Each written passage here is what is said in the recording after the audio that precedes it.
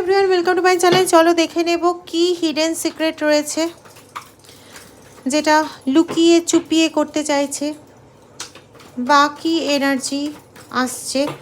রিডিংটা টাইমলেস, রিডিংটা gender specific নয়, রিডিংয়ের সমস্ত জোডিয়াক সাইন সমস্ত ধরনের মানুষের জন্য রিডিং। চলো দেখে নেওয়া যাক। হর হর মহাদেব। রিলিজিং, ওকে, কর্মা।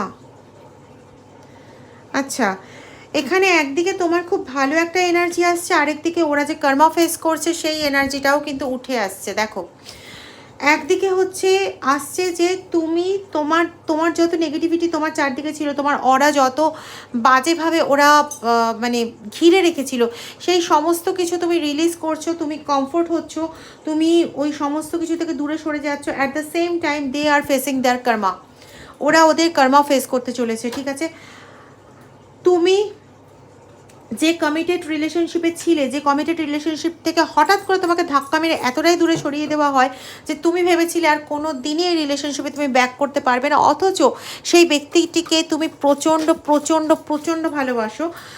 আজকে তোমার অরা থেকে নেগেটিভিটি দূর হওয়ার জন্য তুমি আবার সেই রিলেশনশিপটাকে আগামী 2.5 মাসের মধ্যে ফেরত পেতে চলেছো।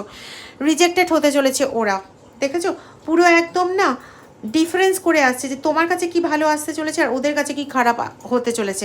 মানে যেটা করতে চেয়েছিল, তোমাকে সবার কাছ থেকে রিজেক্টেড করতে চেয়েছিল, ওরা এখন সেই ওদের ওই কর্মাটা ফেরত পেতে চলেছে এবং ওরা নিজেরা রিজেক্টেড হতে চলেছে। ওকে, এবং ওরা পুরোপুরি না অ্যাবান্ডেন্ট হয়ে যাবে, মানে কারোর সঙ্গে কোনো রকম সোশ্যাল অ্যাটাচমেন্ট, কোনো রকম কোনো কিছুতে, মানে আনসোশ্যাল বলতে যা বোঝায়, ওরা ঠিক সেই জিনিসটা হতে চলেছে।